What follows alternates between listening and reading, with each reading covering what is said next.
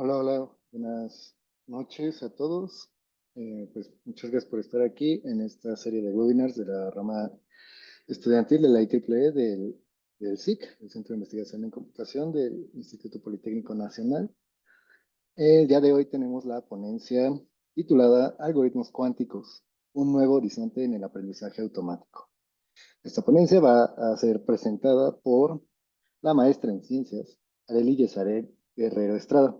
Y antes de ceder la palabra, me voy a permitir leer una pequeña semblanza de nuestra ponente para el día de hoy. Arely Yesaret Guerrero Estrada es ingeniera en computación por la FES Aragón de la UNAM y maestra en tecnologías de la computación por el CIDETEC del IPN. Actualmente tiene el pregrado de doctor en ciencias de la computación, donde investiga sobre algoritmos cuánticos de clasificación supervisada en el Laboratorio de Ciencias de la Información Cuántica.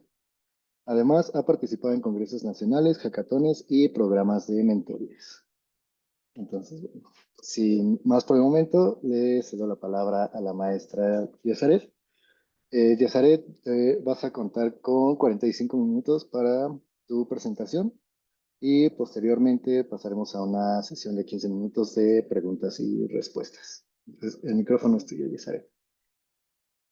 Muchísimas gracias. Buenas noches a todos. Mi nombre es Arely Yesaret y bueno, yo trabajo la parte de algoritmos cuánticos, específicamente para tareas de clasificación. Y este webinar tiene un poco la idea de pues dar una introducción pequeña hacia esta nueva área de la computación, ¿no? La computación cuántica es un nuevo paradigma de computación. Ya no trabajamos con una programación como discreta, ya trabajamos con datos probabilísticos. Esto surge a raíz de la búsqueda del aprovechamiento de unas propiedades físicas, ¿no? A raíz, a raíz de los 80, cuando Feynman menciona acerca de poder utilizar algunas características de la física cuántica, en especial superposición y entrelazamiento, para poder realizar operaciones de manera más eficiente. Esto consideraba que aprovechando la superposición se podía trabajar con lo que se llama paralelismo cuántico, ¿no?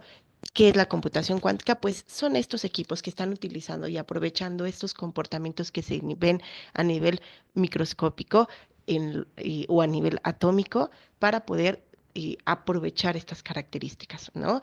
A raíz de esto, en la década de los 90, pues ya empezaron a hacer propuestas teóricas acerca de algoritmos que pudiesen trabajar con estas máquinas, pero es hasta esta última década que las grandes empresas han podido realizar físicamente máquinas que ya puedan trabajar con estas propiedades y que podamos no solamente analizarlos, sino poder correr y aplicar estos algoritmos en máquinas reales. En principio, las superposiciones de las características que más nos podemos aprovechar en la física o de la física cuántica para poder trabajar en paralelo, porque si bien en la parte de clásica utilizamos medidas mínimas de información, que son los bits, en computación cuántica utilizamos los qubits para poder trabajar o almacenar información. Estos qubits van a tener la información en eh, dependiendo de diferentes estados, ¿no? Nosotros tenemos un estado que puede estar en un estado cero, lo representamos con un vector 1, 0, o en un estado 1 representado con un vector 0, 1. Esto sería como se trabaja de forma clásica. Tú tienes un bit en 0 o tú tienes un bit en 1. Solo que en lugar de verlo en forma discreta con un solo número, lo vamos a trabajar en forma de vectores. ¿Por qué? Porque justo los vectores nos van a poder permitir tener estados en superposición. Estos estados en superposición nos permiten trabajar con cierta probabilidad sobre el estado 0 y cierta probabilidad sobre el estado 1, siempre y cuando mantengamos las reglas de normalización. ¿Qué significa esto? Yo no puedo tener más de 1 en la suma de probabilidades de mis estados, ¿no? Esto clásicamente tiene mucho sentido. No tenemos probabilidades mayores a 1. ¿Qué implicaciones tiene esto? Cuando nosotros realizamos alguna medición, vamos a recuperar nuestro estado. No, ya no se encuentra en superposición, ya tenemos nuestro estado base y vamos a saber si se encuentra en 0 o si se encuentra en 1, pero con una diferente probabilidad de encontrarlo. Esto implica que nosotros vamos a trabajar de forma probabilística, ¿no? Mientras que en este caso tenemos 2 qubits, ¿no? Vamos a tener 4 posibles combinaciones en las cuales van a poder estar cada uno de nuestros qubits, el 00, 01, 10 y 11. Clásicamente, ¿qué es lo que nosotros podríamos ver? Nosotros veríamos con un 100% de probabilidad alguno de estos estados, que sería el estado en el que se encuentran nuestros 2 bits. En cambio, de forma cuántica, nosotros, mientras no realicemos ninguna medición, vamos a tener un 25% de probabilidad de tener cada uno de estos. En este caso particular, en donde tenemos una, una función de superposición equiprobable, ¿no? De esta manera, podemos nosotros realizar operaciones sobre estos 2 qubits de forma simultánea en 4 combinaciones diferentes. ¿Cómo es esto útil para la computación o el aprendizaje automático? Bueno, estas dos áreas tienen una gran sinergia, ya que desde el principio, pues la computación cuántica puede inspirar nuevos modelos de clasificación. Además, buscamos acelerar el tiempo de entrenamiento y de evaluación al realizar tareas en paralelo. Siempre vamos a estar buscando que podamos trabajar de forma paralela, ya sea con patrones o con características dentro de nuestros patrones, ¿no? Finalmente, el aprendizaje automático también está ayudándonos y acelerando la forma en que nosotros estudiamos nuestras propiedades físicas, de manera que podamos ir mejorando continuamente el hardware, ya que hasta la fecha no hemos podido llegar a un consenso sobre la mejor tecnología para poder realizar estas máquinas. Esto se puede ver o estas tareas se pueden ver desde 4 enfoques, dependiendo del tipo de dato y dependiendo del tipo de algoritmo con el que estamos trabajando. Si nosotros trabajamos de forma clásica con algoritmos clásicos, pues tenemos simplemente aprendizaje automático. Cuando nosotros tenemos datos clásicos, pero lo trabajamos con algoritmos clásicos, perdón, con algoritmos cuánticos, es aquí donde tenemos la gran mayoría de las propuestas de los algoritmos cuánticos de aprendizaje automático, en donde transformamos toda la información clásica y la pasamos a estados cuánticos para poder procesarla mediante los algoritmos cuánticos. También hay datos cuánticos que pueden ser procesados de forma clásica o bien datos cuánticos que ya están empezando a ser procesados directamente con algoritmos cuánticos. La clasificación supervisada, pues es una tarea del aprendizaje automático en la cual nosotros tenemos una cantidad de datos que van a ser procesados y lo que buscamos es separar instancias, ¿no? Finalmente nosotros tenemos la clase conejo y la clase perro y nosotros buscamos que nuestros algoritmos identifiquen a estos conejos o a estos perros para poder separarlos. Hay una gran cantidad de algoritmos basados en métricas, árboles de decisión, máquinas de soporte vectorial, redes neuronales, que ya trabajan de forma clásica con estos datos para separarlos de forma eficiente, ¿no? Y bueno, una vez que nosotros realizamos todas estas tareas, finalmente terminamos haciendo la evaluación de un algoritmo para ver qué tan bueno fue en la tarea de clasificación, ¿no? ¿Qué cambia en la parte cuántica? En la parte cuántica, nosotros recordemos que los datos de inicio tienen que ser preprocesados y limpiados, eso no va a cambiar. El detalle es que ahora requieren una fase o un proceso de inicialización. Este proceso de inicialización requiere que nosotros transformemos los datos clásicos a estados cuánticos, ¿no? Ya una vez que tenemos nuestros datos en estados cuánticos, vamos a poder procesarlos con diferentes algoritmos y a partir de una medición recuperar el estado clásico y poder decir o asignar a alguna de las clases nuestra instancia, ¿no? Finalmente nosotros tenemos que ver a nuestra instancia como un vector de datos que son los que vamos a introducir a nuestro algoritmo. ¿Cómo vamos a hacer esa inicialización de datos? Actualmente hay 3 métodos muy utilizados, que son la inicialización directa, que requiere datos en binario, la inicialización por amplitud, que utiliza datos numéricos, y la de rotación de fase, que requiere que estos datos estén normalizados. Recordemos que lo que buscamos es convertir estos datos clásicos a estados cuánticos, y en estados cuánticos no estamos viendo los datos puntuales, estamos trabajando con vectores. Entonces vamos a vectorizar esta información. ¿Cómo se trabaja la inicialización directa? La inicialización directa, en principio, solamente funciona con datos binarios, porque transformamos literalmente de un bit a un qubit, pasando un 0 o un 1, dependiendo de cómo esté nuestro dato en binario. Si nosotros tenemos, por ejemplo, un conjunto de datos 6, 3 y 4 y nosotros queremos codificarlo o realizar la inicialización de estos datos a estados cuánticos, necesitamos primero realizar un proceso de binarización. Nosotros convertimos estos datos a números binarios. ¿Cuántos qubits o bits vamos a necesitar? Pues depende de estos números. En este caso tomamos el más grande, que es el 6. El 6 se puede representar de esta manera. El número mínimo de bits que requiere para expresar esta información se obtiene a partir del logaritmo base 2 de este número. En este caso sería 3, y con 3 bits podemos expresar al número más grande, que sería 6. Utilizamos el mismo proceso para binarizar todos y mantener el mismo número de qubits o de bits para cada uno de estos. El primer método de esta inicialización directa consiste en concatenar todos los datos de manera que nosotros solo vamos a tener un estado. Aquí no vemos la ventaja cuántica en el momento de la inicialización, sino más bien en la realización de las operaciones. Por otra parte, nosotros podemos, en lugar de concatenar, colocar estos estados en superposición.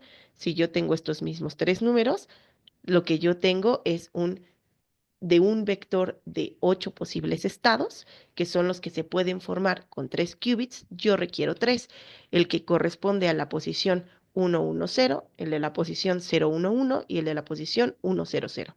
Es decir, la posición 4, 4, 5 y 6, ¿no? De nuestro vector de estado. Ya una vez que nosotros tenemos nuestro vector de estado, nosotros vamos a inicializarlo a un estado cuántico. Utilizamos con puertas, en este caso, podemos trabajar o con Qiskit o con PennyLane, que son ambos lenguajes que ya cuentan con bibliotecas muy robustas para poder trabajar con estos estados cuánticos directamente. Nosotros inicializamos el vector con estos tres estados y al final obtenemos una em, magnitud equiprobable de tres estados posibles, que son los estados cuánticos que yo quiero codificar. ¿Dónde se encuentra la información en ambos casos? En la inicialización directa, la información clásica está siendo almacenada en los qubits. Cuando tenemos la inicialización por amplitud, lo que vamos a utilizar son datos numéricos. Ya podemos trabajar con datos reales. Entonces nosotros vamos a necesitar tantos qubits como el logaritmo base 2 del número de elementos que nosotros queremos almacenar. En este caso, el número de rasgos y el número de patrones, por ejemplo, de una instancia. Nosotros necesitamos normalizarlo porque recordemos, la primera regla de los estados en superposición es que la suma de sus cuadrados siempre tiene que dar 1. Es decir, la máxima probabilidad de nuestros estados siempre debe ser 1. Por lo tanto, es necesario primero realizar un proceso de normalización. Esta normalización nos va a indicar justamente qué valor va a tener cada uno de los estados en superposición.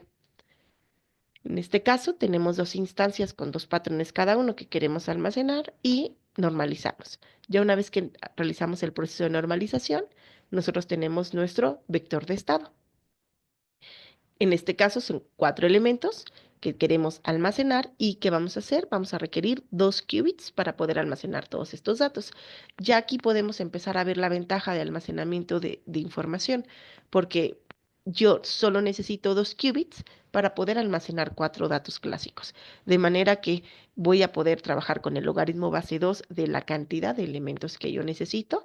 Esto me reduce en gran medida la cantidad de qubits que yo necesito para números cada vez más grandes. Aquí es algo muy importante. Quiero que observen estos valores de probabilidad que tenemos aquí, pues ya corresponden al cuadrado de los datos que nosotros estamos dando en un inicio, que corresponden cada uno de estos valores. Ahí es donde está quedando la información clásica que nosotros queremos mandar a nuestros algoritmos. Por eso la nota importante de que aquí las operaciones no se hacen sobre los qubits, sino sobre la amplitud. Finalmente, el ángulo de rotación de fase lo que hace es utilizar un qubit para poder hacer la rotación.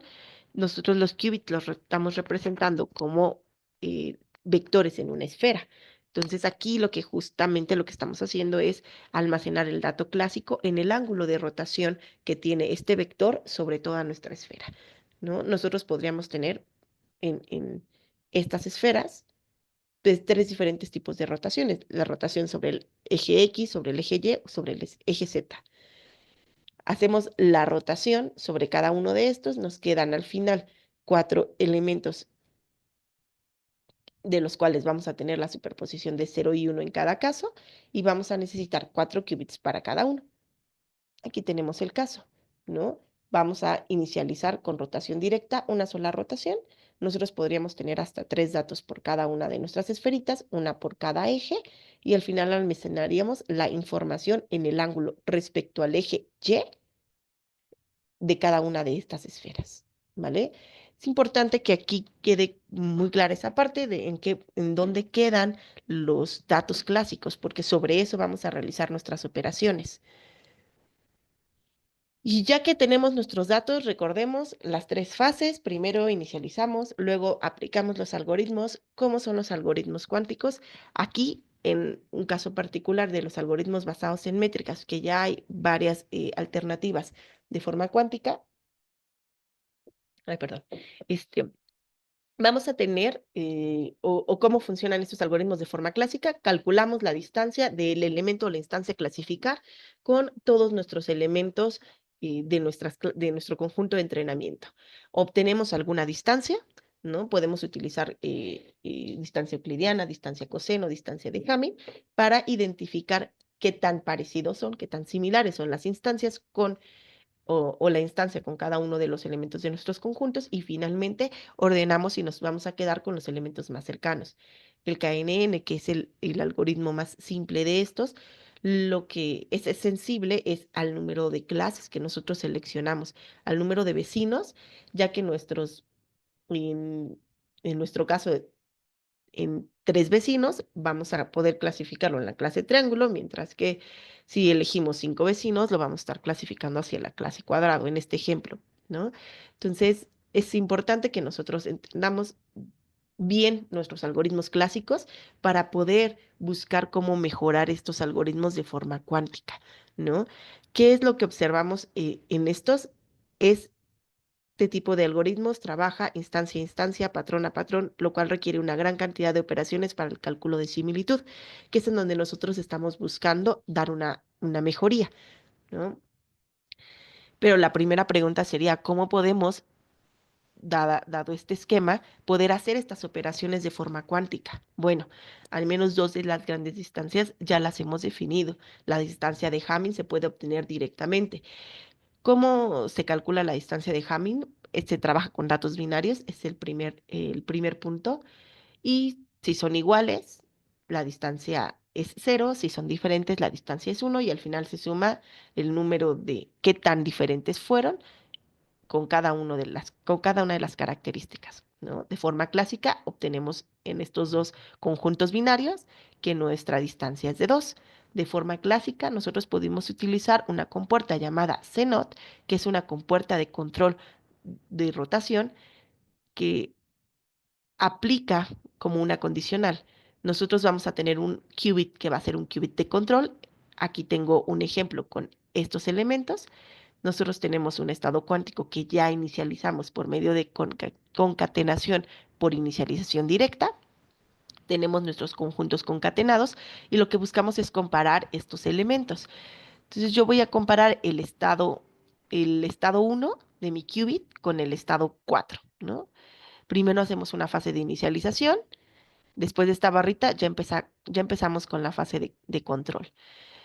El 0 y el 1 son diferentes y nos queda al final un 1. ¿Cómo funciona la de control? Si es un 0, no va a pasar nada, el elemento va a pasar tal cual, y si nuestro qubit se encuentra en estado 1, va a cambiar su posición. El qubit se encuentra en estado 0, significa que el qubit 4 no va a cambiar su estado, va a conservar el estado 1, por lo cual nos midió la distancia de 1. El qubit 1 está en estado 1, por lo cual va a activar el control y va a cambiar el estado del qubit 5. El qubit 5 se encuentra en 1 y lo vamos a cambiar a 0. Lo mismo va a ocurrir con el qubit 2 y el qubit 6. Y finalmente el qubit 3 con el qubit 7 nos va a dar nuevamente 1 porque el qubit está apagado. Eso significa que nosotros podemos obtener un resultado análogo al cálculo de la distancia de cada uno de los elementos de nuestro conjunto en una sola operación, ¿no? ¿Cómo le hacemos para la distancia coseno? Bueno, en la distancia coseno, aprovechando que ya tenemos los qubits inicializados sobre vectores, lo que nosotros hacemos es, o lo que podemos hacer clásicamente, pues es obtener como la distancia entre ellos, ¿no? Y en el caso de la computación cuántica, lo que hacemos es obtener una rotación en sentido inverso, ¿no? Nosotros vamos en una dirección, pero podemos también ir en la dirección opuesta. Si nosotros vamos en la dirección opuesta, entonces lo que hacemos es quedarnos cerca del qubit cero cuando nuestras instancias son muy parecidas. Y mientras más nos alejemos, mientras más cerca estemos del qubit uno, significa que nuestros qubits son más o se parecen menos, ¿no? Ya que la primera rotación que nosotros hacemos, aquí la coloco como una alfa, nos va a mandar de cero hacia uno y la segunda rotación nos va a regresar de uno hacia cero, ¿no? Aquí justo lo que buscamos es identificar qué, cómo quedó el ángulo final de esta rotación. ¿Para qué nos sirve hacer esto? Para que pareciera ser más complicado. Pues nosotros sabemos que llega un límite en ese tipo de algoritmos, el costo se vuelve muy alto, ya que para determinar la similitud, este costo se vuelve muy alto o incrementa con el número de patrones y el número de rasgos. Y la superposición o trabajar en superposición, este tipo de operaciones, nos puede ahorrar o por lo menos saltar este cuello de botella, que es el cálculo de la distancia, ¿no? Recuerden que este tipo de algoritmos se separan en dos fases, el cálculo de la distancia y el ordenamiento. Si nosotros logramos reducir el costo computacional de la fase del cálculo de las distancias, ya nada más nos queda el cálculo del ordenamiento para obtener a los vecinos.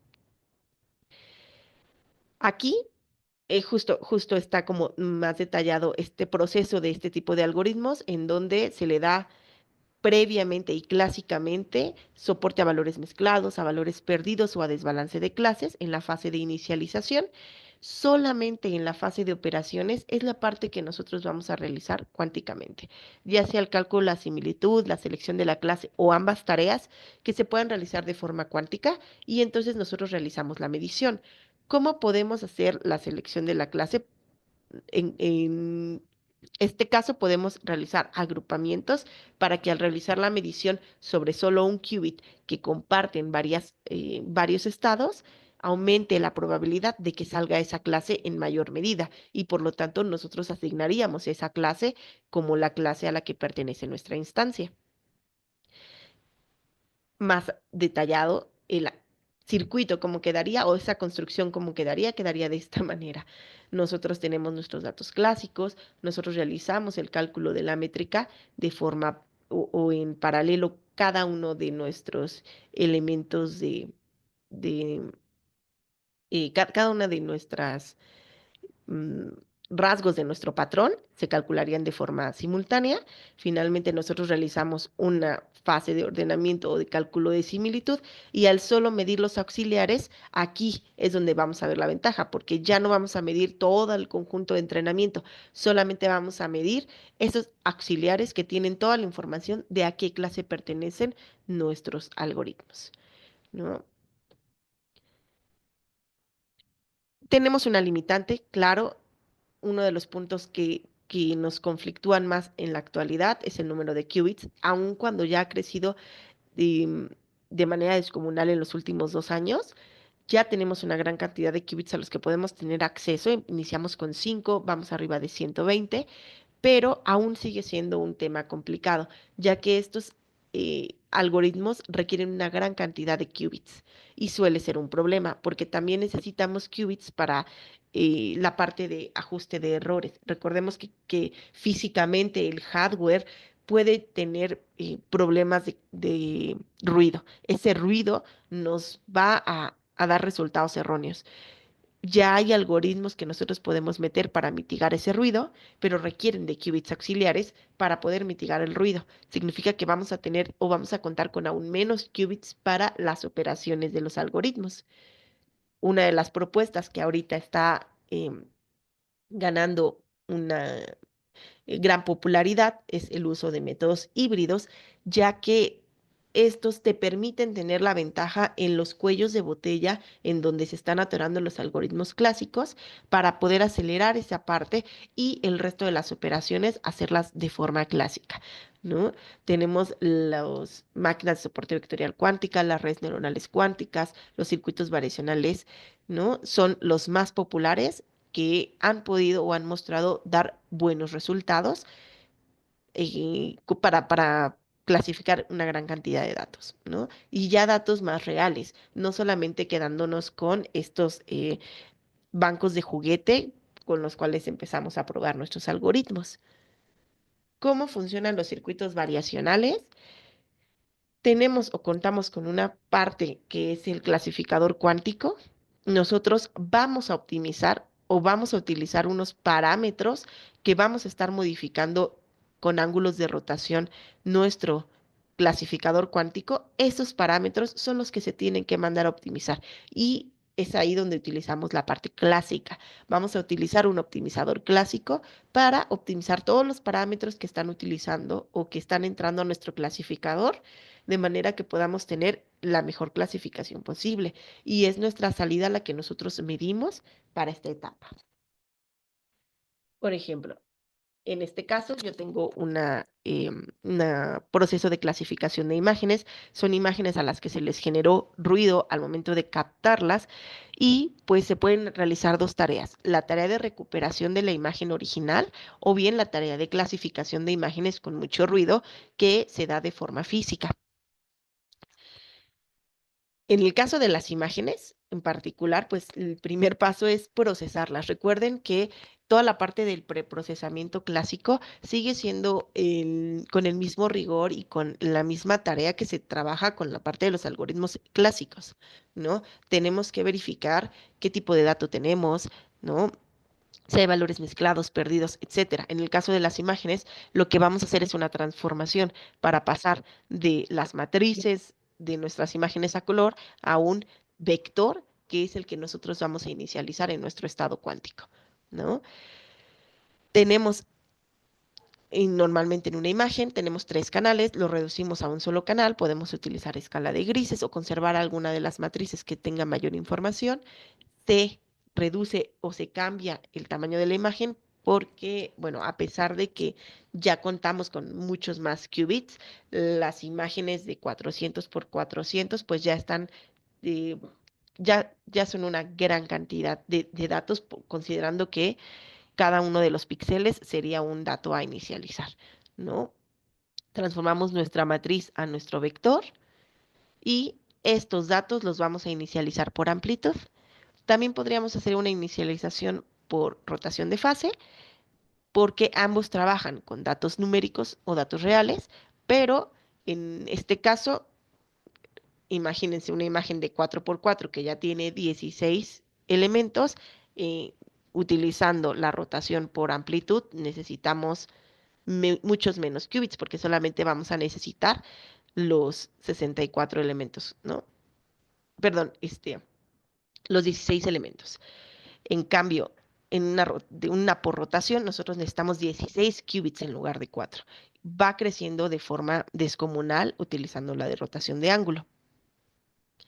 Nosotros tenemos nuestra matriz, la transformamos en vector, inicializamos, ¿no? Y aquí tenemos nuestro estado inicializado. Aquí es muy importante que se observe la diferencia entre nuestros datos cuánticos y nuestros datos clásicos. Cuando nosotros estamos trabajando de forma clásica, nosotros tenemos los valores de la amplitud, pero cuando estamos trabajando en los estados cuánticos, lo que nosotros nos importa son los estados que vamos a poder tener en cada uno de estos, porque sobre los estados son sobre lo que nosotros vamos a poder realizar estas operaciones, ¿no? La amplitud va a ir cambiando en función de las operaciones que nosotros realicemos. Lo único que se tiene que preservar es la suma de las probabilidades. La suma de las probabilidades siempre tiene que dar uno. Entonces, siempre vamos a estar jugando con estas dos reglas, que vamos a trabajar sobre estados modificando amplitudes y que la suma de las probabilidades, recordando que la probabilidad es el cuadrado de la amplitud, la suma de la probabilidad siempre tiene que dar uno.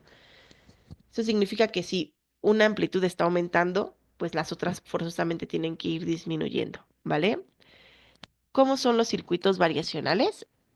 Pues en principio estos nos van o los vamos a poder generar a partir de rotaciones, ¿vale? Las rotaciones sobre los qubits, por eso lo que modificamos son los valores sobre los estados.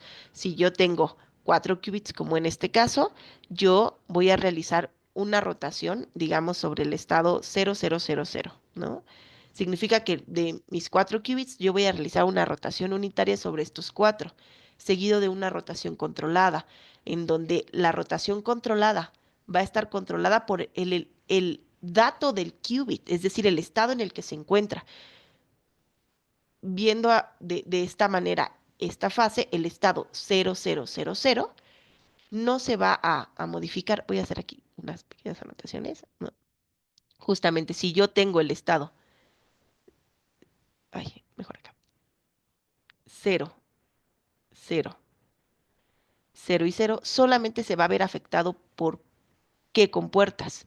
Pues por aquellas compuertas que modifican directamente al qubit sin el control, ¿no? Y todas las demás fases, es decir,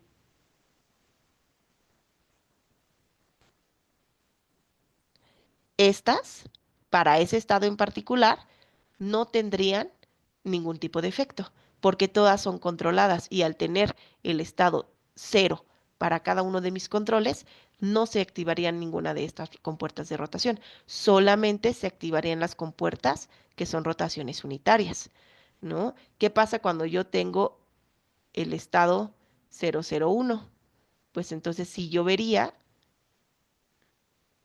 que esta compuerta se activó, esta sí se prendió. Y entonces este qubit va a presentar esa rotación adicional sobre el resto de los qubits. Por eso estas fases de control nos van a relacionar de alguna forma nuestros qubits. Recordemos entonces, ¿no? Otra vez cómo era nuestra imagen original, ¿no? Finalmente, este elemento va a quedar, o el dato de A va a quedar como la amplitud de ese estado. Y esa es la amplitud que va a cambiar cuando yo esté haciendo esas rotaciones. ¿Sobre quién quiero hacer los cambios? Pues tengo que ver o tengo que diseñarlo respecto a qué elementos mm, puede modificar este píxel en particular, ¿vale? Entonces, no solamente es meter compuertas para ver qué nos da, sí tenemos que analizar los procesos que estamos teniendo o los elementos del dato clásico que estamos introduciendo a nuestro circuito cuántico, ¿no? ¿Qué queremos relacionar? Esa es la primera cosa que nos tenemos que preguntar cuando construimos estas fases. En este en particular, pues lo que buscamos es justo una relación entre todos los qubits que nosotros tenemos. También tenemos ya algunas compuertas o algunas capas de nuestros circuitos variacionales que buscan enlazar como qubits específicos, ¿no? Aquí estamos pasando la información como de un qubit a otro, ¿no? Con esta y con esta compuerta. Y estamos solamente relacionando, por ejemplo, el qubit 0 con el qubit 1. ¿Recuerdan esta imagen? Voy a regresar tantito. Esta imagen que tenemos aquí nos dice justamente cómo podemos ir construyendo, qué estamos relacionando con qué qubits estamos nosotros relacionando en función de estas capas que nosotros vamos a introducir en nuestro circuito variacional, que finalmente estos cuadritos no son más que un conjunto de rotaciones para ver hacia dónde estamos mandando nuestra información, ¿no? Entonces, estos métodos de los circuitos variacionales consisten en hacer estas construcciones de correlación entre los diferentes elementos de nuestros datos clásicos para que podamos cuánticamente mapear de mejor manera, ¿no? Imagínenselo como una transformación de funciones. Nosotros estamos tratando de cambiar nuestros datos para que sean más separables, al igual que lo hacemos en redes neuronales o lo hacemos con máquinas de soporte vectorial. Aquí estamos buscando que estas rotaciones generen esa separabilidad de nuestros datos para que podamos tener una mejor fase de clasificación. Actualmente son tres las fases o las fases principales que nosotros podemos manejar. Una de relación entre qubits específicos o de conjuntos, subconjuntos de qubits, y una para como procesamiento de la información, ¿no? Cuando trabajamos con puertas controladas y nosotros le estamos mandando la información a otro qubit. O sea, digo mandando entre comillas porque realmente en cuántica no podemos eh, no podemos copiar información, ¿no? O sea, no existe el copy-paste cuántica, ¿no? Porque nosotros colapsamos nuestros sistemas. Nosotros tenemos que transferir como la información de un lado a otro y estos son los más cercanos a ese proceso que clásicamente podría decirse como copiar. No están copiándose, claro, porque no se puede. En cuántica, en los canales cuánticos y en los sistemas cuánticos, no se puede copiar la información, porque cuando se da un proceso de copia, colapsan los sistemas. Y una vez que colapsaron los sistemas, ya no tenemos circuito cuántico, ya no tenemos operaciones cuánticas, volvemos a la fase clásica, ¿vale? Estas cajitas que están aquí, justo son las fases de medición y lo que nos indican es eso. Nos están indicando que vamos a tener un colapso en nuestro sistema cuántico y vamos a recuperar la información clásica. Y ahora sí, una vez que nosotros recuperamos la información clásica, la vamos a procesar. ¿Cómo la procesamos? Bueno, ahí ya es otra historia. Tenemos que considerar y tenemos que analizar qué información nos está dando la salida. En este caso particular, por ejemplo, de un circuito de este tipo, en donde estamos buscando generar capas de rotación iniciales para que se relacionen todos los qubits, luego una pequeña correlación entre qubits y finalmente una etapa para la transmisión de información para reducir el número de salida. Si yo tengo dos elementos que voy a medir, significa que voy a tener cuatro posibles estados, ¿no? El estado 00, 01, 10 y 11. Yo reduje de mi n qubits a solo dos elementos de salida, porque yo solo quiero cuatro datos. ¿Por qué? Porque tengo cuatro clases. Yo estoy haciendo una clasificación multiclase de, de un elemento de hasta cuatro clases en donde nos está buscando o nos está preguntando ¿a qué clase pertenece? Pues nuestro vector de salida, nosotros lo vamos a obtener en función de las probabilidades de nuestro vector de estado. Nuestro vector de estado nos va a dar la amplitud final de cada uno de estos estados. A partir de esto obtenemos nuestras probabilidades. ¿Y cómo decidimos a qué clase pertenece? Al igual que nosotros decidimos a qué clase pertenece de forma clásica la salida de una red neuronal. En este caso, nuestra salida, lo que vamos a indicar es que nos vamos a quedar con el elemento que tenga una mayor probabilidad. En este caso, la clase 2, perdón, la clase 1. ¿Mm? Si consideramos las clases del 0 al 3, nos quedaríamos con el 0.4, que corresponde a la clase 1, ¿vale? En función de esto, vamos a operar todas las imágenes y vamos a poder obtener un conjunto de nuestra respuesta de salida. De la misma manera que entrenamos clásicamente una red neuronal y podemos, una vez que tengamos nuestros resultados predichos, nuestra clase em, eh, nuestro conjunto de entrenamiento podemos meterlo a un conjunto de validación ya con los parámetros entrenados y esperaríamos que nos dieran buenos resultados porque ya entrenamos a nuestro circuito cuántico.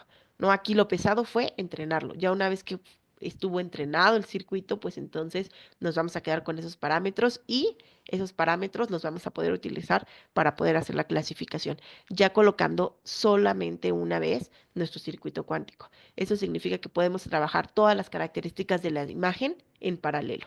No tenemos que obtener cada uno de los datos de las características. Vamos a poder trabajar todos los datos en una sola operación y eso esperaríamos que nos reduzca los tiempos para poder ser como esta parte competitiva, ¿no? Con la parte clásica. Es donde queremos que estos algoritmos puedan aportar a la parte de los algoritmos clásicos, ¿no? Algunos algoritmos son más fáciles de analizar desde la parte de vista cuántica, otros son más complicados. Todavía en la parte cuántica hay mucho trabajo que hacer, hay muchas cosas que todavía podemos seguir trabajando. Entonces, pues los invito a, si están interesados, pues se acerquen y pues busquen los cursos. Nosotros vamos a dar un intersemestral de computación cuántica con los de Facultad de Ciencias, pequeños, comerciales. Entonces, si están interesados como en esta parte, pues los invito a buscar. La UNAM va a dar una escuela de verano del tema para que lo puedan ver más a detalle. Sé que fui muy rápido, sé que no me detuve suficiente en todos los puntos para poder entenderlo, pero bueno, la idea de este webinar era que pudieran tener como un panorama de lo que se está haciendo y trabajando en el área de computación cuántica, en particular en algoritmos de aprendizaje automático, ¿no?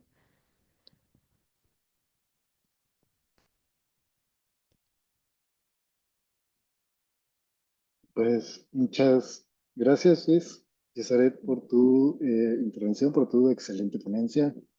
Vamos a dar espacio ahora sí a la sección de preguntas y respuestas. Entonces, bueno, en lo que nuestros participantes empiezan a levantar su mano para que hagan sus preguntas, tenemos una pregunta aquí en el chat, que es por parte de Manuel Agustín Jiménez Palacios. Entonces, nos pregunta que, a tu consideración, ¿quién tiene el liderazgo del desarrollo de hardware, equipos y chips cuánticos? Y sobre todo, ¿qué piensas del mito del día Q? Y ahí, bueno, Jess, también me gustaría, para los que no estamos tan familiarizados en el tema, sí, también aprovechando, pues nos pueden explicar exactamente qué es esto del mito del día Q y ya después tu opinión al respecto. Bueno, el liderazgo está difícil em, porque como todavía no llegamos a un estándar realmente, no podríamos decir que realmente el camino que están tomando no los va a llevar a toparse con pared, ¿no? Lo que sería IBM, Google y las computadoras en China, que, perdón, no recuerdo cómo se llaman. Son, yo diría, las que tienen ahorita el top. Sabemos que las fotónicas tienen como su límite, ¿no? Pero yo creo que ahorita IBM es la que está, al menos a nivel de marketing, ganando en esta parte del desarrollo, porque son los que más están ofertando esta parte de dar la información de lo que hacen. Google como que lo tiene más oculto, entonces eso a su vez hace que pues ellos dicen que tienen y nosotros no podemos confirmar ni comprobar ni saber si realmente sí tienen o no tienen.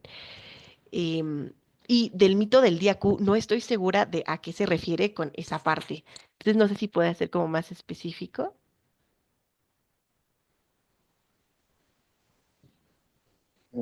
Bueno, en lo que Miguel, Manuel, perdón, a ver si puede escribirnos otra vez, qué se refiere con lo del día Q. Vamos a leer otra siguiente pregunta que está aquí en el chat. Entonces, Brian García Sarmina nos pregunta si es necesario aplicar algoritmos de corrección de errores en estos modelos de algoritmos cuánticos basados en métricas. Depende de la cantidad de datos que se manejen. Ahí sí, la corrección de error más bien depende de la profundidad con la que queda al final el circuito. Hay unos que sí lo van a necesitar, otros que no necesitan. Pero el problema con la corrección de errores ahorita justo está en que ya no en las simulaciones, sino en las computadoras reales, sí son muy ruidosas. Entonces, sí se tiene que pensar en esa situación cuando se están contabilizando, ¿no? Por ejemplo, el número de qubits que se van a necesitar, tú ya tienes que contemplar que vas a utilizar una parte de estos para tu corrección de errores, ¿no? Porque sí, además, los algoritmos basados en métricas y los que utilizan QRAMs, em, en particular, se vuelven muy profundos. Ujú.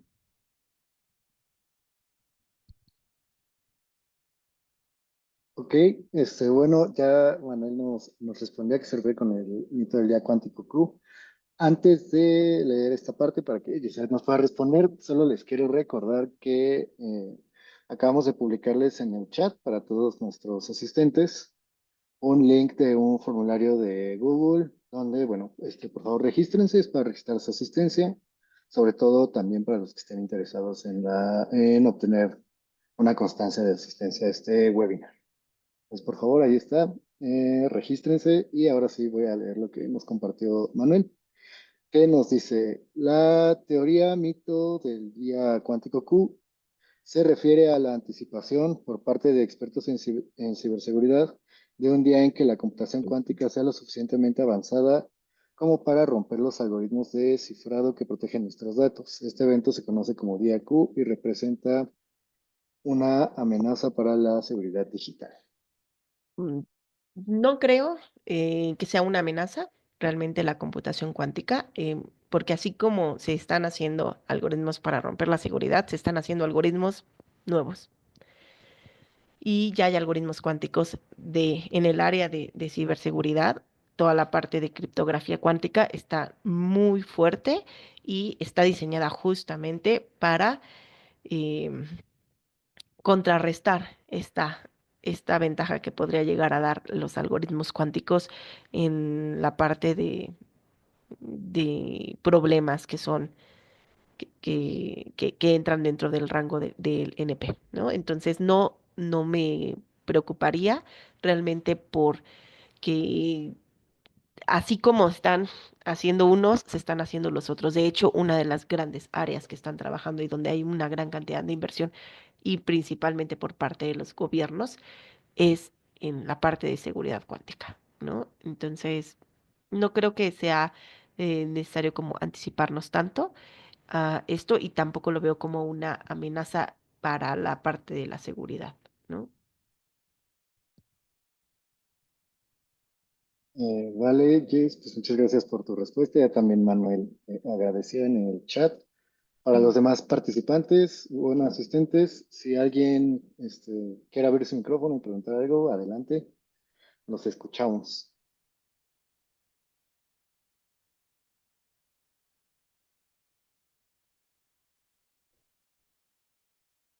Ujú. Para empezar con algoritmos cuánticos, hay mucha información, en particular Penny Lane e IBM han trabajado en una gran cantidad de recursos de divulgación incluso de nivel para principiantes, ¿no? Entonces, yo les recomendaría que pudieran buscar estos recursos y estos materiales porque son muy buenos, están en muchos idiomas, o sea, no necesariamente todo lo que se encuentra va a ser en inglés. Ya también hay un material muy bonito que están trabajando que justo se ha dado a la tarea un grupo en México y en diferentes países de América Latina para hacer el material en español y que sea más accesible, ¿no? Entonces a mí me pareció sorprendente cuando conocí a estos grupos, les recomendaría que los buscaran, ¿no? De IBM y de Penny Lane de Xanadu.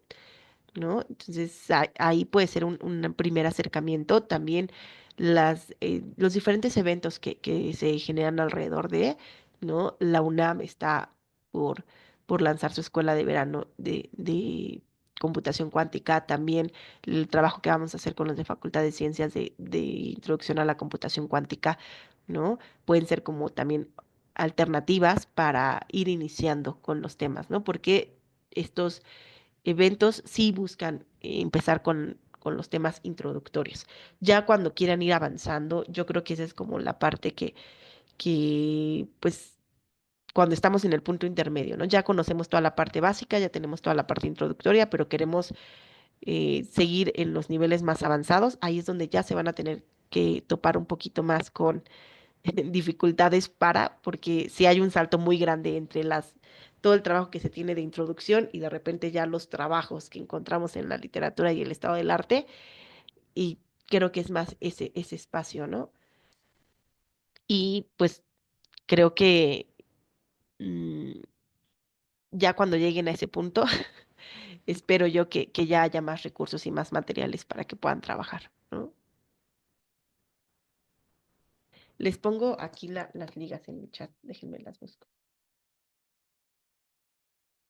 Este, pues muchas gracias, César. Estamos ahorita a la espera entonces de que nos compartas esas ligas. ¿Alguna otra duda mientras? ¿De alguien del público?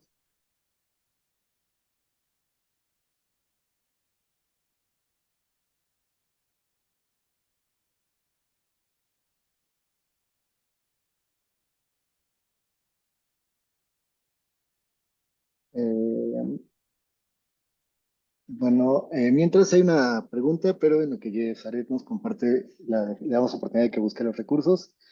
Me voy a tomar la libertad de invitarlos a la siguiente sesión de esta serie de webinars, la cual va a ser presentada por el ingeniero Marcos Galván.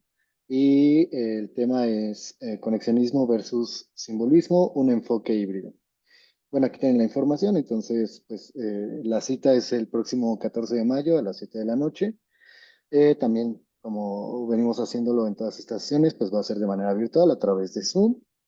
También se les va a dar pues una constancia eh, de asistencia. Y bueno, aquí les dejamos en pantalla el código QR por si se quieren ir registrando de una vez para la asistencia a nuestra siguiente sesión. Y dejen, voy a volverles a compartir el link de asistencia a esta sesión. Eh,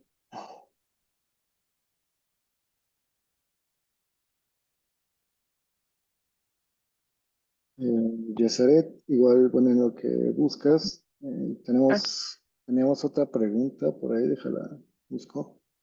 ajá. Ah, sí, Alexis González nos pregunta que si consideras que algún día la computación cuántica se vuelva de uso cotidiano similar a lo que sucedió con la computación actual. Yo creo que sí, el primer paso va a ser como servicios en la nube, definitivamente, y ya estamos en ello, justamente, ¿no? Ya la computación cuántica se va a convertir para las empresas como un servicio más de AWS, ¿no? Que consuman y que puedan como ir como metiendo sus data para trabajar, toda su parte de ciencia de datos, y tal cual que tengamos computadoras cuánticas en casa, lo veo más difícil, pero sí las instituciones educativas, yo creo que sí, así como la supercomputadora que tiene la UNAM o la que tiene el Poli, ¿no? O sea, así serían las computadoras, yo creo que cuánticas, y el resto a partir de servicios que se consuman. Pero ahorita sí es todavía muy costoso ese mantenimiento, entonces esa sí es una barrera todavía. De acuerdo, pues muchas gracias, Yesaret, nos honras mucho con tu participación en estos webinars. También muchas gracias a todos nuestros asistentes. Vamos a proceder a cerrar la sesión. Entonces, es última oportunidad de que le den clic al link para su registro de asistencia hoy y también si quieren escanear el código QR para la siguiente sesión. Entonces, pues muchas gracias a todos por su asistencia y nos vemos en la siguiente emisión de estos webinars. Hasta luego, buena noche. Gra- Muchas gracias, buenas noches. Hasta luego, buenas noches.